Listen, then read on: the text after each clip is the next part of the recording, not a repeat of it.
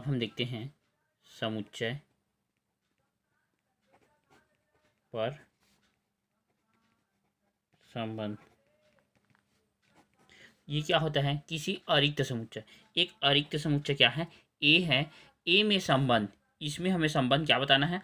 Are, ए कार्तीय गुणनफल ए का क्या होता है? ये उपसमुच्चय, उपसमुच्चय होता है। इस प्रकार के संबंध को समुच्चय पर संबंध कहते हैं। अब देखते हैं, मतलब ये बोलता है अतः आर समुच्चय ए पर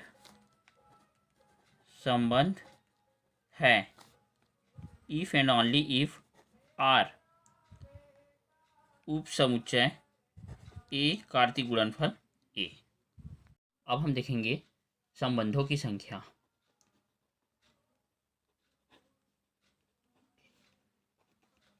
संबंधों की संख्या कि संबंध में टोटल कितने नंबर है, कितनी संख्या है। तो मान के चलते हैं ए में अवयव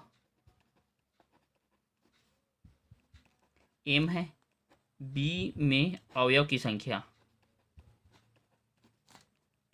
n है, तब हम ए कार्तीय गुणन बी के उप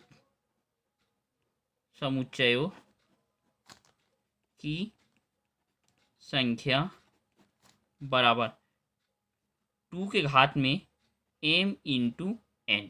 उदाहरण से हम समझते हैं, ए में अवयव ए बी, यहाँ कितने अवयव हैं? 2, 1 और 2। बी में अवयव की संख्या सी डी, यहाँ भी कितने अवयव हैं? 2 अवयव हैं। तो ए कार्तीय गुणन बी के उप समुच्चयों की संख्या, ए कार्तीय गुणन बी के उप समुच्चयों की संख्या बराबर, हमें क्या लिखना है? 2 लिखना है, 2 के घात में। इसमें कितने अवयव हैं? 2 हैं, तो ये क्या हो गया? 2 हो गया, इंटू गुणा का साइन, इसमें कितने हैं? 2 हैं, तो ये 2। तो हम लोग का आंसर क्या होगा? 2 की घात 2 दूने 4। ये हम लोग का क्या है? आंसर। और कुछ विशिष्ट संबंध देखते हैं। रिक्त संबंध, तो रिक्त संबंध क्या होता है? समुच्चय ए पर परिभाषित, ये समुच्चय क्या है? ए पर परिभाषित संबंध आर एक रिक्त संबंध कहलाता है यदि ए का कोई भी अवयव ए के किसी भी अवयव से संबंधित नहीं है, अर्थात आर जो संबंध होगा वो कैसा होगा? फाई होगा। ये उपसमुच्चय होगा ए कार्तीय गुणनफल ए का। के संबंध को रिक्त संबंध कहते हैं।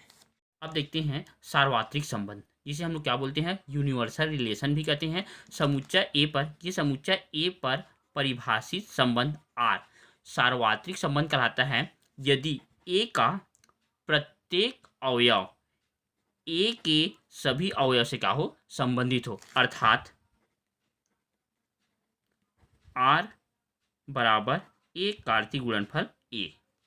यह संबंधों के प्रकार, पहला है स्वतुल्य, जिसे हम लोग क्या बोलते हैं? रिफ्लेक्सिव रिलेशन भी बोलते हैं। दूसरा है सम्मित संबंध, जिसे हम लोग क्या बोलते हैं? सिमेट्रिक रिलेशन बोलते हैं। तीसरा है संक्रामक संबंध, जिसे हम लोग क्या बोलते हैं? ट्रांजिटिव रिलेशन कहते हैं। पहला देखते हैं हम लोग क्या?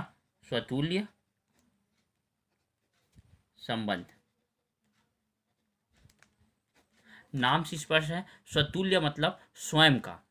समुच्चय ए पर परिभाषित, देखिए समुच्चय क्या है? ए पर परिभाषित संबंध आर स्वतुल्य कहलाता है यदि ए के प्रत्येक अवयव स्वयं से क्या हो? संबंधित हो। आप दर्पण तो देखे होंगे, दर्पण में आप देखोगे तो आपको अपना ही फेस क्या होता है? नजर आता है। तो इस प्रकार के संबंध को हम लोग क्या बोलते हैं?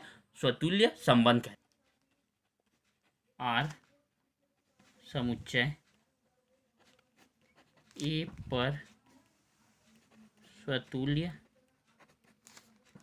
संबंध है यदि और केवल यदि प्रत्येक ए बिलोंग टू ए के लिए ए बिलोंग टू क्या है? आर। उदाहरण, माना समुच्चय ए बराबर 1 2 3 समुच्चय ए में 3 अवयव हैं, तब इसका संबंध पहला देखते हैं 1 का 1 के साथ, 2 का 2 के साथ और ये 3 का 3 के साथ। दूसरा देखते हैं 1 का 1 के साथ, 2 का 2 से, 3 का 3 से, फिर 1 का 2 से, फिर 2 का 1 से, फिर 1 का 3 से। तीसरा देखते हैं 2 का 2 से, 2 का 3 से, 3 का 2 से और 1 का 1 से। हम देखते हैं R1 R2 क्या है, स्वतुल्य संबंध है।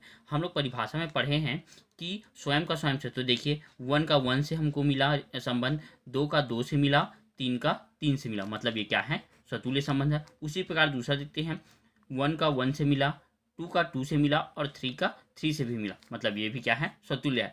लेकिन तीसरा वाला जो देखते हैं उसमें क्या है, 2 का 2 से मिला, फिर 1 का 1 से मिला, लेकिन हमको इसमें और क्या चाहिए, 3 का 3 से भी चाहिए, लेकिन ये इसमें नहीं है, मतलब ये स्वतुल्य संबंध नहीं है।